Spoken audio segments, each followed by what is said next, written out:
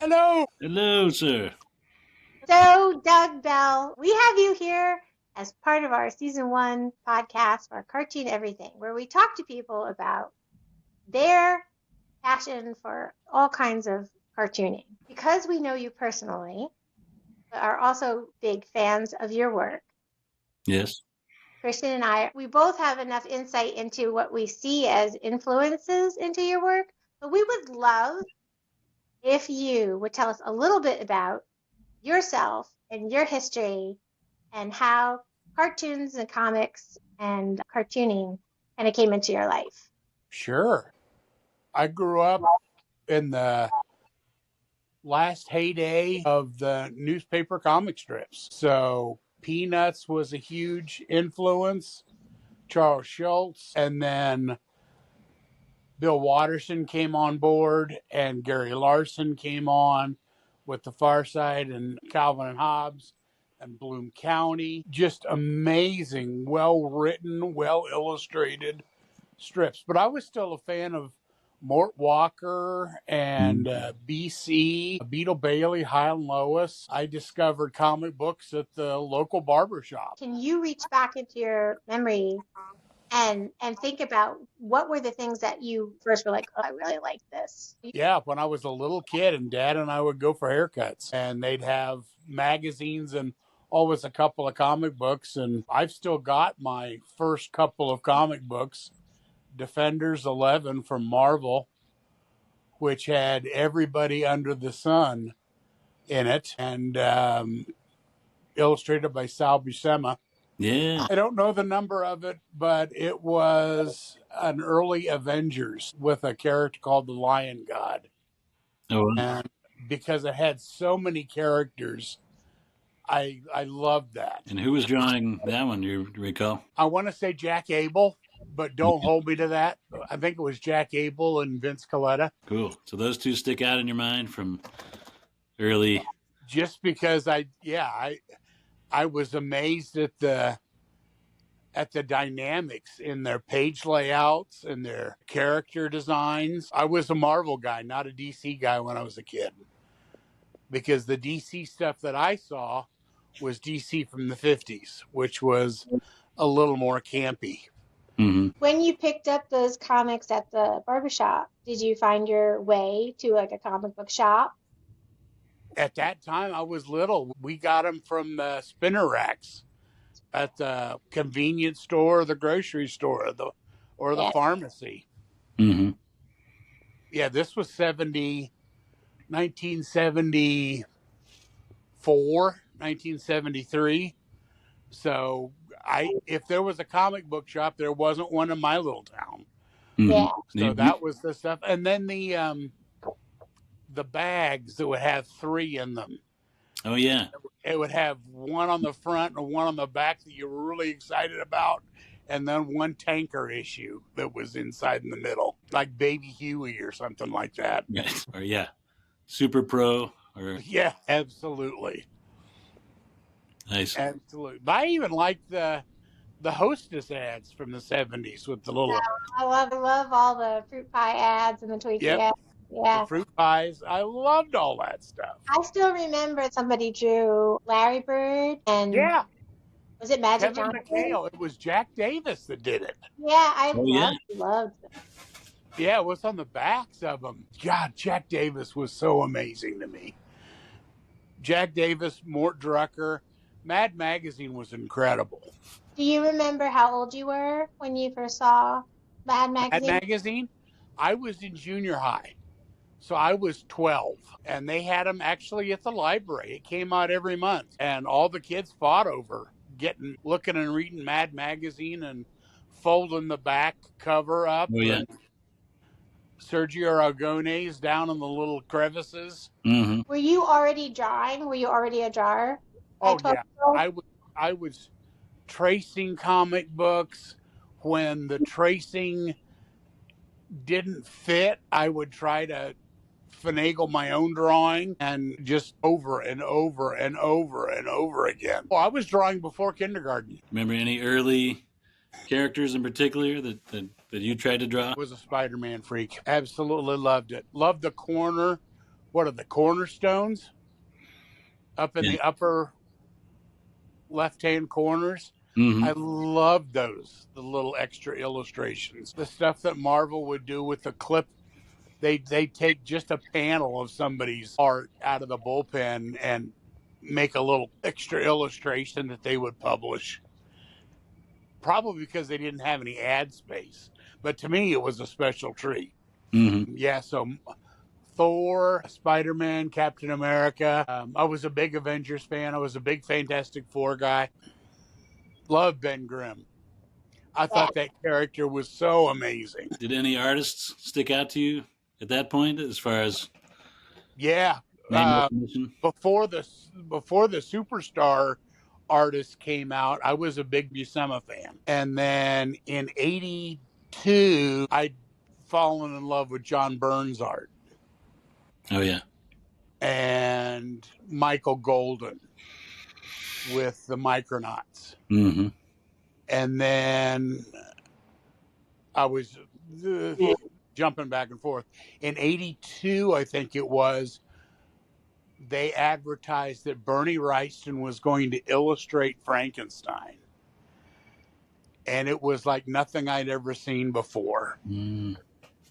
And it absolutely changed the way I thought, changed the way I looked at stuff. I wanted to do that for a living. And it wasn't until I got in to undergrad that I found out that Bernie was combining the techniques of Franklin Booth with the dynamics of Joseph Cole. And just absolute, yep, there it is. Yeah. And just absolutely blew my doors off. Yep. And it in '82 or '83. I got it at a comic book shop in '84, and it was paperback, Mm-hmm. and I studied that art and studied it until the book literally fell apart. And then finally, a few years ago, IDW went back and reshot, got the hold of the negatives, and did a hardback version. So I was able to get a hold of that. And then I've been collecting Franklin Booth and the history of it all. One artist, and then finding out who they were influenced by, and then finding out who they were influenced by. Mm-hmm. Bill Watterson, influenced by Charles Schultz and Walt Kelly's Pogo. I didn't even know about Pogo until I was in high school, and it showed up in the Dayton Daily News. Going back to the newspaper, we were fortunate enough in Dayton to have Mike Peters. Oh yeah. And that was before he ever did Mother Goose and Grimm. He was the editorial cartoonist for the Dayton Daily News, and I loved Mike's work. But just amazing going back to the history. Who influenced Mike? Okay, well, this person. Mm-hmm. And then actually, Mike did 8 episodes on public TV called The World of Cartooning, Oh yeah. where he would sit with a drawing pad across from Mort Drucker. There's a two-parter with Chuck Jones. Mm-hmm. Yeah, those YouTube videos. Yeah. Yeah, they're on YouTube now. But I loved watching that as a kid. Found the Frazetta books that Ballantine did when I was in high Mm. school, and that blew me away. And then finding out Prince Valiant. Young Doug, digging Prince Valiant, Yeah. and all Yeah, of the it. line work. Intricate line work. Yeah. And looking at it and going, why don't I see more like this? Yeah. And they made it look so easy. Just beautiful, beautiful, beautiful line work. Frank Miller's Daredevil, the first run, where he was just doing the art, and we'd heard in an interview that he idolized Will Eisner. Mm. And then I went back and said, okay, so who's this guy? And oh my gosh, he's been here forever. Yeah. And another one we really liked, Sim, for his line work for Cerebus. Mm-hmm. And the other artists that worked with him that did all these elaborate backgrounds. And I don't remember the other artists that worked with him. Yeah, Gerhard or Gerhard. Thank you. Yeah, Yeah, just beautiful stuff. yeah, incredible, highly detailed backgrounds. What age did you go to art school? I did go to art school. I went to Columbus College of Art and Design, fell in love with illustration history. We had an instructor that taught it almost almost like a black market class where it was called Mm. techniques in history. And yeah, we did some techniques here and there, but most of all it was an art history class finally that spoke the language I wanted to speak. Cool. Cool. That makes me feel better about the way I teach. Yeah, right. This class is called this, but no, we're actually going to do this. Like, we're actually Yeah, going to do this. my father had a beautiful way of encouraging me and wanting me to be the best that I could, go as far as I could. And I was in high school and he bought me a set of rapidographs, Mm. which were well over $100 at the time. Yeah, they weren't cheap. No, they were not. And I abused them like nobody's business, but tried to understand. Being left handed, I really couldn't use a nib pen very well. Mm. Oh, you're left-handed. So the left hand allowed me to use, as long as somebody kept beating into me, keep the pen straight up and down or you'll bend the nib. Yeah. Yeah. Yep. So I had to learn how to draw like that. But seeing the Marvel book on how to draw comics that John Buscema put out and the inking session when they would talk about that, and the fact that you couldn't get a tapered nib or a tapered point with a rapidograph. Mm-hmm. And that was just amazing to me that these guys were doing and girls were doing this with brushes. And so I tried and tried and tried until I finally got better at it. And then somebody showed me Scratchboard in college and I'd never seen it before. And that absolutely, I was like, oh my gosh, that's how Virgil Finley, that's how Virgil Finley's doing this work. How is this guy doing white lines and black lines on a whiteboard? Well, he's not. He's coloring in the black parts and scraping away the white lines. And how Booth was doing that. Amazing. And then we discovered clayboard. So that wouldn't, because scratchboard on paper gets creases in it very easily. Mm. But the clayboard, it's on masonite. I could throw it across the room if I wanted to. Familiar with Virgil Finley, so this is really cool. Oh yeah, Virgil was the king of pulp sci-fi. The amount of patience that you have to be able to accomplish the art that the art that you make. I mean, looking at this and looking at all of the historic illustration is awesome. But in my head, I can see your work. Now I'm looking at it and I'm like, okay, I get the through line. It's just it is truly to me like I just respect the hell out of your level of patience. Well, thank you. We talk about somebody like Walt Kelly, or we talk about someone like Charles Schultz. We talk about it's a different process. No one is greater or less than the other, but these are people who are somewhat impatient, right? Which I relate to a little bit. Like I want to make my marks and I want to make my marks fast. I want to move my hand fast, but scratchboard is a whole other thing. Yeah. Yeah, it's amazing. And I studied the works of Barry Mosher. Oh, I actually went to his gallery and bought it's a chalice that he did for the Time Life series for wizards and magic and all that. And it's this gorgeous little chalice. And the gallery owner said, why did you pick that? I said, look at the details and the roundness of the forms. I said, this is fine art. This isn't as much a story as it is. I mean, it's an inspiring piece, but just gorgeous work on the level of, and the fact that it's just a woodcut. Yeah. Barry taught me I have a book on how he does his woodcuts.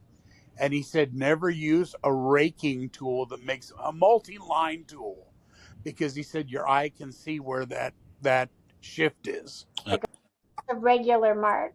Yeah, do them one at a time.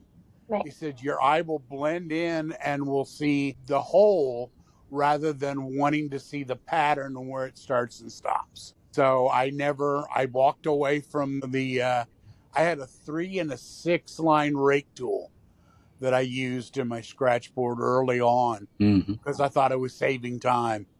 And then, Wow. So even more patient. These days, are you working more digitally than anything? yes, I am. I'm working. I jumped digital when I broke my leg and couldn't get back and forth from the easel Hmm. and said, okay, well, I do this at Hallmark all day. There's got to be a way. And I just fumbled until I found something that worked for me. And what do you like to use currently? I use Photoshop, and I have not. I have to confess, I've never tried Procreate, but it is very curious to me. Some of the ink, the cartoonist ink brushes Mm-hmm. that have been developed. I'm really excited to see what I can do with that. What scares me is that I have grown so accustomed to working with an Intuos pressure sensitive tablet. Mm-hmm. So it's like playing piano. I can look up and see the monitor and just draw without looking at my hand. Mm-hmm. I The idea of putting my hand right where I need to see is something I'm going to have to work around when and if I get an iPad Pro and play Mm-hmm. with. My favorite fake cartoonist inking brush is it's called the Drucker 2, Yep. and it does not make me draw like much, but I love the way it looks. I like the texture. I am fascinated by, and I don't know if it's imposter syndrome or what, but when I was growing up until just a few years ago, I was convinced that there was a technique or a secret that professional artists were using, that if I just knew what that was, Mm-hmm. and every musician goes through it. If I just had Eddie Van Halen's guitar, Right. I'd be able to. And you hand them the guitar. It just doesn't. I don't sound like Eddie Van Halen, or I don't sound like Jimmy Page or Nancy Wilson. And it has nothing to do with the tool. It has to do with the hand and the eye and what drives the brain to want to create. I so admire people like yourselves that can draw concisely, not simply, but concisely, so that every stroke and line and shade that's there is there for a reason. And if you take one thing away, it falls apart. Mastery of design and storytelling, I don't have, because in my view, more is more. So I want 76 trombones. Give me 80 of them. I'll take them all. Like this relatability, like when you posted the piece recently that had the torches. Did you see that one, Christian? The one that Doug posted recently that had the lit torches. Mm-hmm. What was that from, Doug? Is it color or black and white? It had color. Color, it would be from, oh, that's from a book that's coming out this July called The Crystal Cave. And it Um, is the story of Merlin as a boy before he ever met Arthur. And it's a fantastic book. Fantastic story. It was written in 1970 by Mary Stewart. And there's a series of them. I've only read the first so far. My hope is that I get the series, but I don't know. I don't know if they'll ever do it. I was going to say that you both are very good at like really like some images can be chock full of everything. Like you said, like you want 76 trombones. but then you make the choice, the conscious choice in other images that you don't, right? So the torch image was just a really good, very simple composition that was really like so good. It was so strong. And then you also had the boy with the candle, right? Mm-hmm. So the idea is that you can have in your storytelling those crazy, what I call like, it's like the Lord of the Rings battle illustration. Like it's like, Yep. we're like, oh, that illustration goes on forever. It's just like that movie scene goes on forever. An image like the boy with the candle that you posted recently, right, is like, you know, there's a way to do what you do. It's also quiet. It's not always 76 trombone. Yes. Yes. I took a mini course with the illustrator Dan DeSantos, Hmm. and the whole course was us. It was basically the exact same thing that Bunny Carter does. 50,000 thumbnails, 4 values: white, black, and 2 grays. No shading, no detail, simple shapes.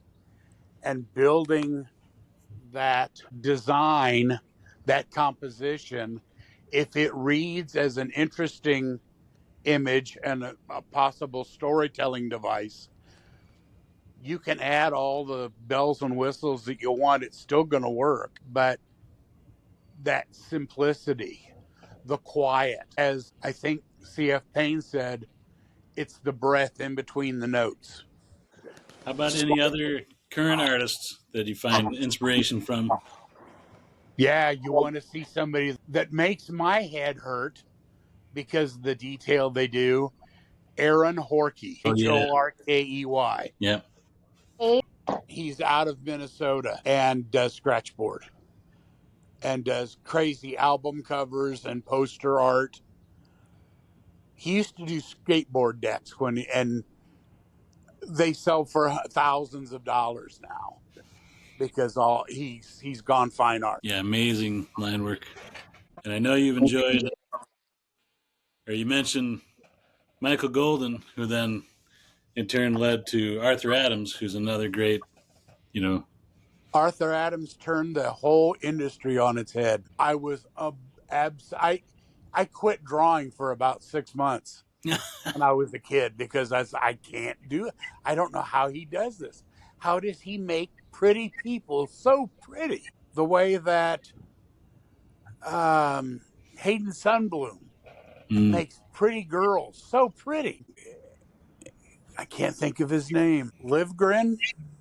Oh, Gil, Gil. Gil Elgin. Yeah, yeah, yeah. How he thinks in color and these crazy colorscapes Yeah. and still makes everybody pretty. But yeah, Arthur Adams. I haven't been keeping up. I left comics about that time. I was still following George Perez Mm-hmm. and got his last big book, the Justice League and Avengers, Oh yeah. and then some of Alex Ross's work. I am impressed by his reinterpretation of classic art or classic comic art. Mm-hmm. The illustrator that does Bone, Oh, Jeff Smith. Yeah. Jeff Smith. He came out in like the 90s. So was that something that you were like, oh, and then it kind of hits you in that Walt Kelly sweet spot? Yeah. And the Redwall covers were another one that I was just like, oh, these are so fun. And I don't even know the artist that did that. And then I fell into, oh, goodness gracious, I can't think. My brain is going. And he's always at IllexCon, he and his wife. Oh, Boris. No, he's more of a children's book illustrator. Okay. Did the book Alphabet Soup. I should know this and I don't. It's not Christopher Denise, it's somebody else, right? Christopher Denise is. But it looks a little like Christopher Denise, yes. So this, you said Alphabet Soup? Alphabet Soup. Alphabet Soup. Alphabet Soup illustrator.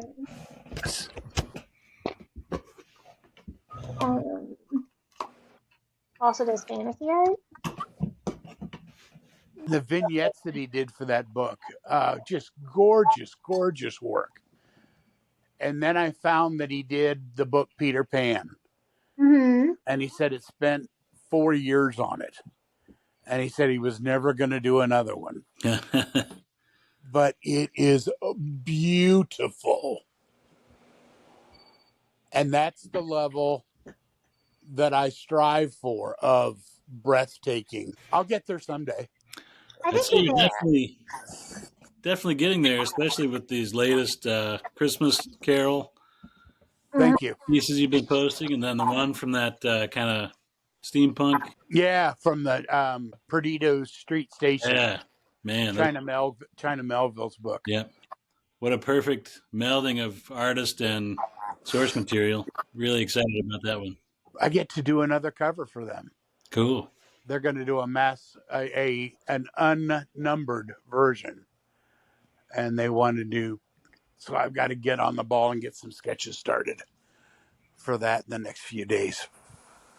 Cool. For something like that, you mentioned the process with all the thumbnails. How many do you typically do for something like that? I may go anywhere from 30 to 70 depending on how bad it's going, and I may get up and walk away from it and try Mm-hmm. something else just to shake loose, because there are days where it just comes.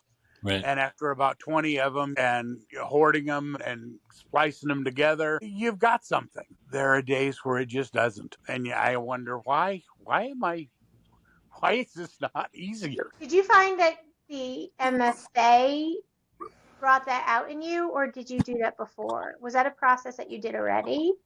That was a process I did because of the Dan DeSantos class. Okay. Once I found out that Bunny was doing it as well, yeah, it was something that I did when I had to, but now it's a part of my workflow. I feel the same way. Christian, Mm-hmm. did you already do it?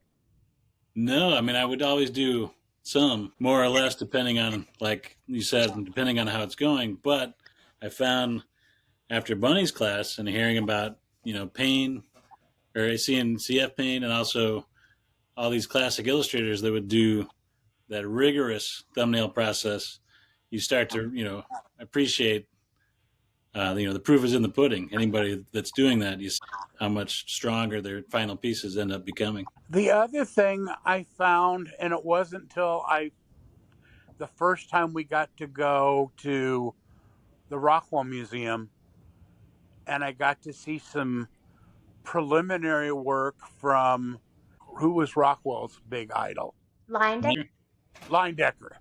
Um, when Leindecker would do side sketches and side portraits, Yeah. trying to get the angel or the cherubs right, Mm-hmm. or trying to get Old King Cole to look correct, some football players. And he would do these little paintings. And it's like, okay, that's how they're solving the problems. It doesn't just come out. Right. They're working and working and say, well, I don't want to screw up the final. Let's see if I can't. And so I've kind of done that in spots. And some of the Christmas Carol pieces were done that way. Specifically, the Ghost of Christmas Present. I did his head probably 4 times in different various stages, from pencil sketches to scratch board, to try to get the lighting right, to piles of presents, and then just throwing them and composing them and making sure the light's right. That's Yeah, I cool. definitely have. I've improved on my preliminary work as a result of I think I had gotten quite lazy over the years. And then it just definitely kicked my focus. And so the picture book that I'm working on now, like I really like over what was winter break from teaching, boy did I draw a lot. And I was actually like, you don't have CF anymore on your shoulder telling you, do another one, do another one. Yeah. But in my head I was like, you want me to do another one. Like, keep drawing. Well, Yeah. his answer when somebody would say, well, should I do another? I don't know. Try it and see. Right. The only thing you're hurting is the paper. Fair enough. I can buy another Wacom I can buy another Wacom. When you were working off of a Wacom, was your Wacom tablet progressively getting smaller over time, or did you use the giant ones? I did I started on a fairly small one and then I went to a bigger one. And then There's a there's a comic book artist named Freddie Williams Mm-hmm. that I know, and I was over at his, and he had a tiny little bamboo pressure sensitive Oh, drawing tablet that was smaller than an iPad. And I said, how can you draw on something that small? And he said, well, you're only drawing a size about a silver dollar. And he said, you're moving your screen around. You're not moving the drawing around. And I said, that's a no. yeah, No, I need all that space. And I went home that night and looked, and there's a burnish mark literally about the size of a silver dollar in the center of my Wacom tablet because that's all the only space I ever draw in. Yeah. We went to Pasadena. CF brought his little Wacom tablet so he could he gave a little Photoshop demo. Cool. Do you remember that, Christian? He was there going trying to convince everybody to just try more. Look yeah, how easy it is to try more, And he had his. It was like this big. It was like a small Yep. little. yeah. Yep. Some, That's what I some, have now. some Yeah. prefer that scale. Yeah. Yeah, I was amazed when Freddie told me that. Oh, you are so full of bunk. And went home and holy crap, is he got the room bugged? Yeah. How does he So know? when you were first working professionally, Yes. I don't know where home falls in the timeline. Where did you get your first freelance jobs? I got my first freelance jobs working for a licensor that had the Harley Davidson license. I spent 8 years with Harley Davidson. Okay. First working in Huber Heights and then actually moving up to Milwaukee for a few years to work directly with them. And the freedom there of coming up with your own concept, doing the illustration and doing the color separation and doing the color approval was fantastic learning. Yeah, I did the same. I did that when I was in my 20s too. I worked licensing. And that same thing. It's like you do the artwork, you do the separating, and then when it goes to print, you're still I would go to factories and actually get the samples off, and I had to sign off on the samples. Yep. Yeah, and it Exactly what we was a huge. It was such a good education. It's a job that I think a lot of people kind of don't even think exists. But yeah, I learned so much. I would say I cut ruby lift. I'm like, Yep. you know what ruby lift is? Cutting out Harley Davidson out of Ruby Lith. Yeah. And the bite and the shields. Oh my goodness. And then drop shadows and airbrush and all that stuff. And scraping and the scraping of film. So yeah.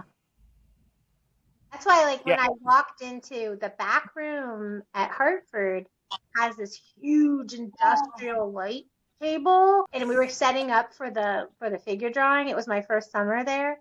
I was over there caressing this light table. I was like, I love you. Yep. Come home with me. You don't see those things anymore. They were good. They were great. Yep. It's almost like when you go into a submarine and the way submarines are riveted and that thick metal and Oh yeah. some of those industrial light tables and art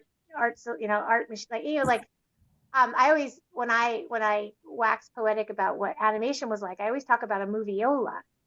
The moviola was where you took your film and you saw your pencil tests and had a little screen, but it was this green shiny metal and it was built in the 40s and I used to work on this I would kill for a movie now like that, the way it looked, the way it smelled when the film went through it. It just had this hot chemical kind of metal smell.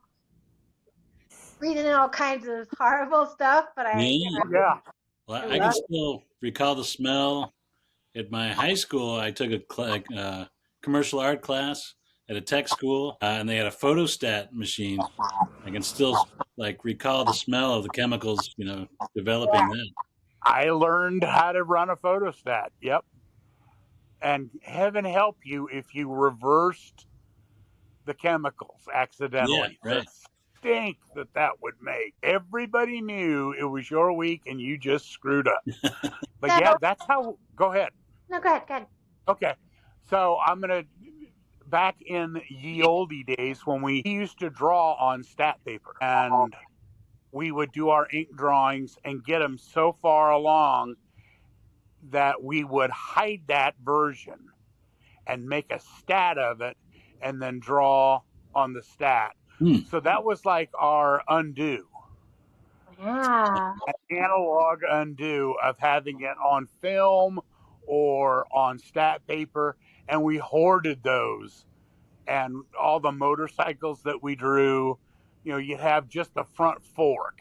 Well, on page 56, you've got the back of it and all the rest of it because I was afraid I was going to screw it up or spill ink all over it. Mm-hmm. So, yeah, we even had analog undos in that day because That's of the stat cool. camera. Yeah, like all of those cool old art supplies that aren't around anymore. Is there something that you miss? Is there some kind of art supply that isn't around anymore that you love? We did, and there's some friends of ours that would love this technique. It was called gamma white, and I don't know if it was gouache or not, but it was water soluble. And it was literally what the cartoonists and newspaper strip guys used to use to paint over the edge when they would paste up Mm. to hide that and make it lighter than 50% so that the camera wouldn't see it. Well, you could take gamma white and paint white over your negative space and then flood the thing with, I think it was India ink because it was permanent. Mm-hmm. And then you could wash the gamma white off and it would give you like a batiking edge. Yeah. But I can't find the only gamma white I can find. Somebody actually found like their grandfather's old drafting kit, Mm-hmm. and it was from 19 and I'm afraid it's probably solid and won't Right. reliquefy. In the 80s was strictly called gamma white, and it was in a little tiny tube like gouache, Mhm. but it didn't smell like gouache. All right, I'm going to share my screen. Hold on a sec. This is not what you're talking about, but this is something.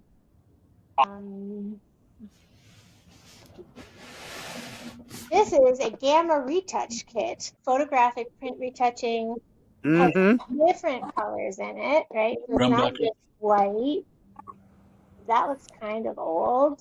And then these are the tubes. It says gamma retouch. There it is. Yeah. Is that it? Those little tubes are Yep. Those little tubes. those little tubes. Okay. And Yeah, we always had to have the plier to get the caps off. I never used that. That's cool. Yeah, I hoard this stuff. I have yeah, my kid steals it all the time. It's just Mm-hmm. but this isn't as good as it used to be. All Nowhere right. near as good as it used to be. Yeah, It says we had a glitter. we had a teacher said if the art supply can't kill you, it's probably not worth using. Yeah, they used to make whiteout in this pen that had a metal nib. And I used to love that too. They don't make that anymore. Do you remember when Coroner used to make white ink to run through the rapidograph? Yes, I do. Oh, that was a beautiful day. Yeah. It would clog so fast. But Yeah. yeah, See. that was my first introduction. I didn't know that they were using scratch boards, so that was my only. Well, it's got to be white ink. Yeah. And then I found out, well, these guys are scratching this stuff off. Son of a gun. After you worked at Harley Davidson, did you move on to Hallmark? Yeah, I did. I couldn't take the winter. We had 3 days where it was minus 30. Oof. And that's before the wind chill. We were plugging our cars into the street lights. And every day my car started. Oh, I was so mad. So that spring I decided I got to find someplace warmer. And And that was my really? undergrad said, we're showing portfolios if you want to jump in. And I did. Mm-hmm. And they hired me in the graphics department, not in the art department, because I knew how to color separate. Mm. Right. And you were there for a long time, right? 20. Yeah. Yeah, it's not the same place that it was when I was there. It was still, oh my gosh, they had so many. They had an illustration department, they had a lettering department, they had a redesign department. It was an amazing workflow and so many talented artists from Dean Mitchell to Floyd Cooper Mm. to so many came through there. And that was at that time, you worked there for 5 or 6 years, you built a portfolio, and you moved on. And that's kind of what they counted on in the creative department, which also included photography and but the lettering, the hand lettering people were the ones that just amazed me. So where along in those years, like, you're working at Hallmark, when did you decide you wanted to make your own illustrations? And when did you start doing that? Or when were you? Yeah, I would say four. About 2004, because I had a buddy, Brian Ballinger, who is an amazing artist.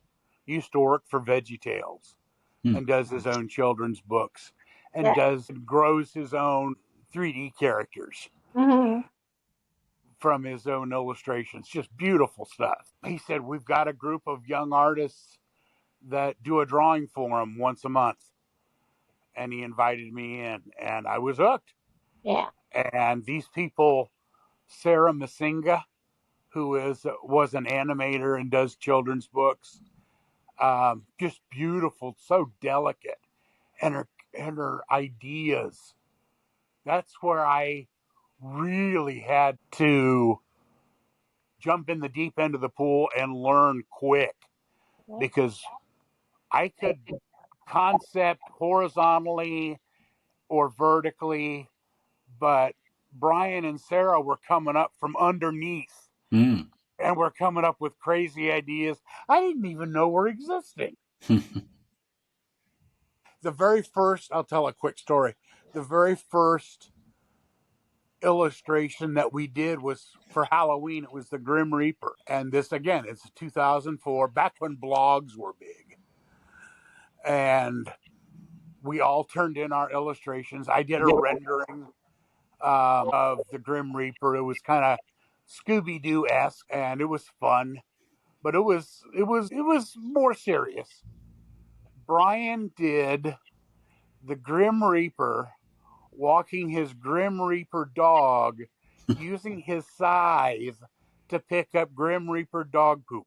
And I was like, I can't compete with this. I gotta, if this is my best is not good enough. And so I had to really find where my voice was.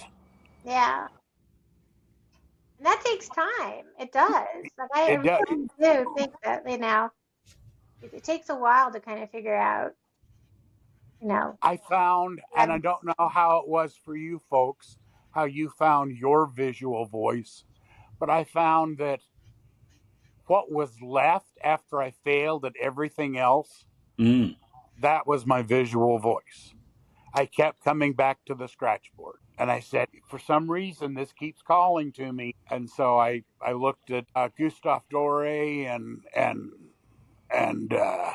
all those people that were doing etchings and trying to figure out Mhm. white line versus black line versus how you blend the two together. And said, this is a marathon. This isn't a sprint. Mm-hmm. And I'll get there when I get there and stop looking over my shoulder and around me. And everybody else has got their own set of challenges that they're working with. Mhm. Just focus on mine. And when I let that go, that's when it stopped becoming a struggle, or I stopped looking at it as a struggle. And Mm. even the stuff that failed, well, I had to fail at that so I could get it out of my head. Yeah, that's an important realization to get to, right? Yeah, absolutely. What do you hope comes across in your work?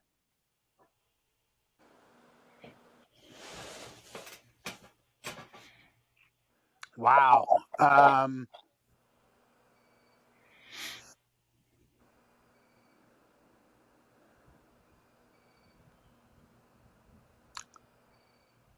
the care that it takes to do it. I hope sometimes that comes across.